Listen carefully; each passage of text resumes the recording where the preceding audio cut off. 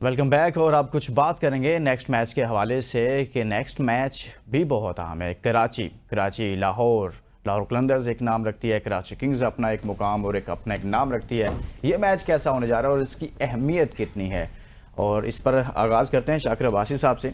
शाकिर, ये जो next match है, आज का मैच तो आपने देखा कि इस्लामाबाद यूनाइटेड को शिकस्त होगी, कोयटा ने अपना मैच जीत लिया। जो अब नेक्स्ट मैच है, ये कैसा मैच है आपको देखने को मिलेगा? मैं समझता हूँ दोनों तगड़ी टीम में और एक तरह का इनकी रवायती एक हरीफ भी समझे जाते हैं एक दूसरे के। तो लाहौर में हो रहा है तो लाहौर को शायद होम ग्राउंड का थोड़ा बहुत एडवांटेज होगा।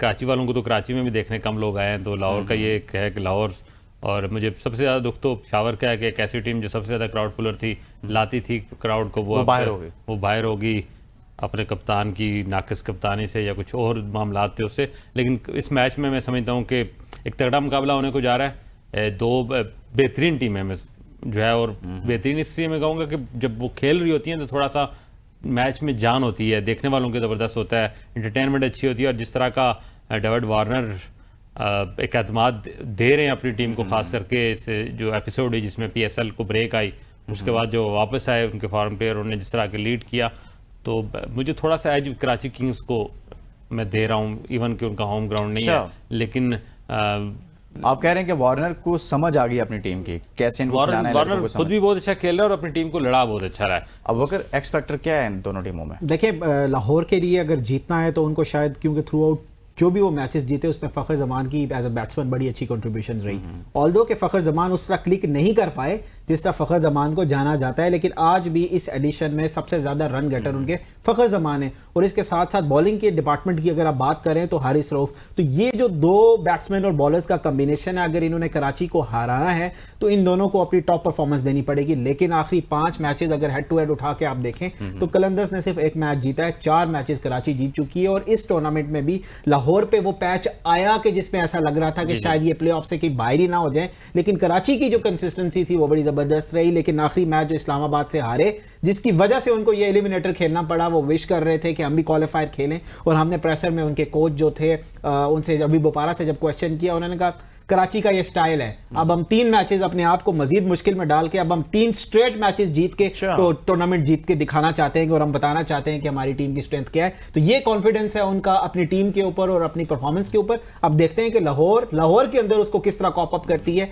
अगर लाहौर कलंदर्स कराची को अपने होम क्राउड में, होम कंडीशंस में नहीं हरा सकती, तो यहां से अंदाजा हो जाना चाहिए था कि वही बेस्ट टीम्स हैं, डिजर्व करती हैं, जो आगे जा चुकी हैं इस टाइम। शाकिर, लाहौर के पास स्ट्रेंथ क्या है? उसकी बॉलिंग उसकी स्ट्रेंथ है या बैटिंग उसकी स्ट्रेंथ है? देखिए, लाहौर की स्ट्रेंथ ज़्यादातर तो मैंने यही देखा है कि पाकिस्तान की टॉप जो बैटरी है हमारी, पेस बैटरी, वो लाहौर को रिप्रेजेंट करती है।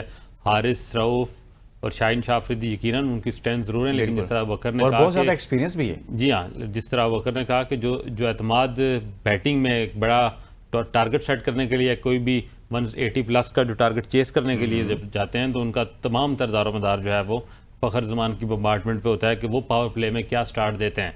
तो ये दोनों तरफ से जो है वो एक एक्स फैक्टर उनका यकीनन बैटिंग में फ़खर जमान। और लाहौर को ये भी एक धचका ज़रूर मैं समझता हूँ लगेगा, जो इस पूरे टूर्नामेंट में जिस तरह से सिकंदर रजा ने उनको मैच विनिंग परफॉर्मेंस दी है, इस अहम मौके पर सिकंदर रजा का ना होना इस सारे विनिंग कॉम्बिनेशन को कहीं ना कहीं ज़रूर डिस्टर्ब करेगा। और वो नीचे नंबर पर आके काफी अच्छे रन्स करते थे, बहुत अच्छे रन करते थे, मिडिल ऑफ द इनिंग्स आपको विकेटें लेके देते थे उस पूरे टूर्नामेंट में। फील्डर जी, ये एक फैक्टर भी बहुत बड़ा नुकसान हुआ है अहम स्टेज पे आगे लाहौर के अंदर को, तो उसको कैसे वो मैनेज करते हैं, यही कुछ 2-3 फैक्टर मेरे ज़हन में थे जिसको बुनियाद पे बनाकर मेरे ज़हन में सिकंदर नहीं आ रहे थे कि वो समझता हूँ कि कराची को थोड़ा सा एज होगा।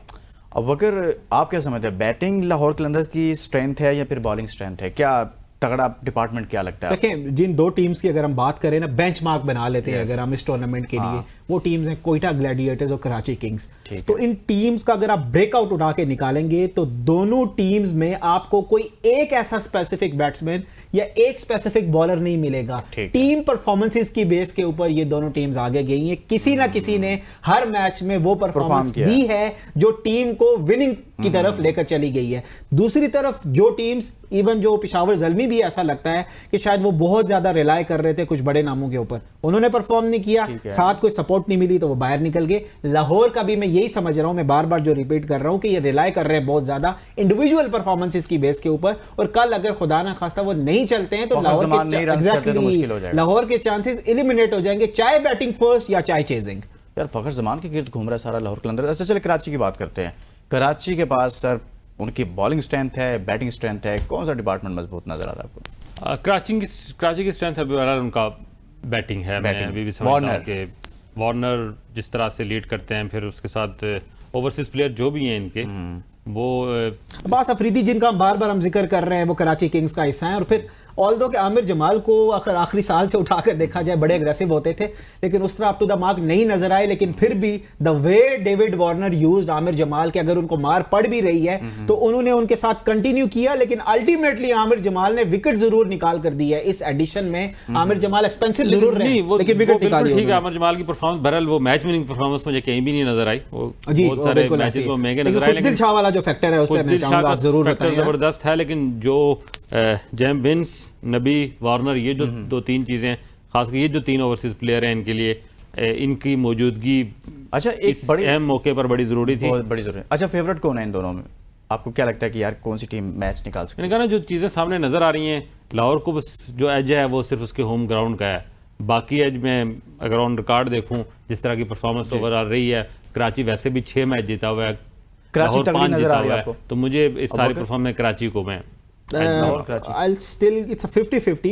अगर लाहौर टॉस जीतता है और बैट पहले करता है तो I'll go with Lahore, otherwise Karachi is the favourite. यार मैं कुछ बड़े इंटरेस्टिंग से स्टैट्स आप लोगों के साथ शेयर करना चाहता हूँ कि आप देखिए जितनी भी हमारी PSL की टीमें हैं ना, इनमें से हर टीम में से कुछ ना कुछ तो जो सिलेक्शन हुई नई बांग्लादेश के खिलाफ लड़के पिक किए गए हैं। हैरान कुन तौर पर आई थिंक मुल्तान सुल्तान्स का कोई एक प्लेयर भी शामिल नहीं हुआ जो अभी आपका स्क्वाड सामने आया है। इसमें आप देखें कि मुल्तान सुल्तान्स का कोई खिलाड़ी शामिल नहीं है, जबकि इस्लामाबाद यूनाइटेड और कोयटा ग्लैडिएटर्स के 4-4 हैं, पेशावर ज़ल्मी और कराची किंग्स के 3-3 हैं, जबकि लाहौर कलंदर्स के 2 खिलाड़ी शामिल हैं। सर मुल्तान की टीम जिसने सबसे बॉटम में फिनिश किया, मैं ख्याल वो डिजर्व भी ये करते थे। बहरहाल उसमें मुझे यासिर खान एक ऐसा एलिमेंट ज़रूर नज़र आ रहा था कि इस लड़के को, क्योंकि उसने बहुत ज़्यादा डोमेस्टिक में परफॉर्म किया, यहाँ भी उसने अपना एक ज़रूर इंटेंट शो भी किया, इम्पैक्टफुल परफॉर्मेंस भी रही उसकी। तो वो एक मुझे कहीं ना कहीं लग रहा था कि अगर कहीं बैटर में यासिर खान को अगर मौका दिया जाए तो वो कुछ कर सकते हैं। उस्मान खान को काफ़ी अरसे से कैरी किया जा रहा था, उनकी भी ये सीज़न को ज़्यादा अच्छा नहीं गुजरा, जो उनकी महल एक्सक्लूजन की वजह बनी है।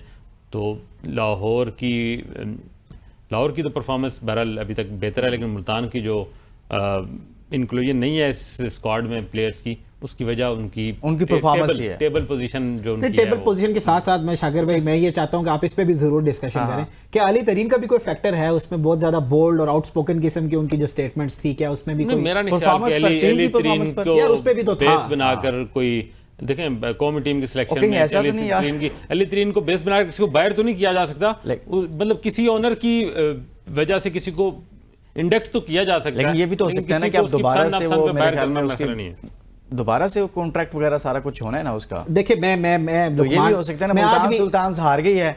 एक चीज़ आपको पता है यार, PAE की निजकारी होनी है, हालात ऐसे हों तो अब PAE को कोई ले नहीं रहा था, अभी उसको बेहतर किया है तो वो ज़्यादा पैसों में चली जाएगी। लेकिन अगर उसकी परफॉर्मेंस ठीक नहीं है तो इससे भी तो उसकी वो दोबारा से जब आप बेचेंगे उसको तो दोबारा से आप मार्केट में लेकर आएंगे तो लोग कहेंगे ना यार इसकी परफॉर्मेंस ही ठीक नहीं है, थोड़ा रेट कम करें। आप देखें लुकमान, मैं आज भी ये समझता हूँ कि रेट कम करवाने के लिए भी तो नहीं एग्जैक्टली अब्बास अफरीदी की अगर इंक्लूजन होती टीम में और जैसे खुशदिल शाह की इंक्लूजन हुई टीम में तो इन दोनों प्लेयर्स का यहाँ तक पहुँचने में क्रेडिट मुल्तान सुल्तान्स को ज़रूर जाता है। और खुशदिल शाह को आज जो ऑलराउंडर वो कहलाना शुरू किए हैं, ये मोहम्मद रिजवान की ही कैप्टनसी के अंदर उन्होंने प्रॉपर लेफ्ट आर्म स्पिनिंग की जो ऑप्शन थी यूटिलाइज करना शुरू की, वरना खुशदिल शाह को इससे पहले सिर्फ और सिर्फ लोअर ऑर्डर बैट्समैन के तौर पर जाना चाहता था। तो ये जो स्किल्स की पॉलिश की मुल्तान सुल्तान्स ने एक गलती ज़रूर की कि इनको अपने उन प्लेयर्स को जो उनका मेन पिलर बन चुके थे रिटेन करना चाहिए था। ना सिर्फ उन प्लेयर्स को रिटेन नहीं कर सके बल्कि जो रिप्लेसमेंट भी लाई वो किसी भी तौर पे मुल्तान सुल्तान्स का जो बैलेंस था उसको प्रॉपर जनरेट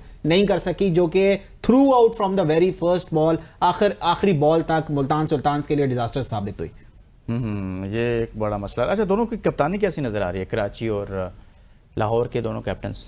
देखें, एक शाहिन की कैप्टन एक पाकिस्तानी कैप्टन है। किसी भी तराजू में वार्नर के सामने तोलेंगे तो शाहिन हल्की आपको नजर आएंगे। जिस तरह का इस पूरे टूर्नामेंट का, मतलब मैं कहता हूँ पूरे PSL का सबसे एक्सपीरियंस प्लेयर वार्नर ही है, तो वार्नर तगड़ा है। वार्नर बेस्ट है। चलें, बहुत बहुत शुक्रिया शाकिर आपका, बहुत शुक्रिया अबूबकर आपका। और आज के शो में, आज के इस ट्रांसमिशन में हमने बात की है इस्लामाबाद यूनाइटेड को शिकस्त हुई है, कोयटा ग्लैडिएटर्स है फाइनल में, लेकिन इस्लामाबाद यूनाइटेड के पास अभी एक चांस है। लेकिन कल भी एक ज़बरदस्त मैच है, कराची किंग्स वर्सेस लाहौर कलंदर्स। देखते हैं कौन जीतता है और कौन फाइनल के लिए आगे बढ़ता है, इस सफ़र को जारी रखता है।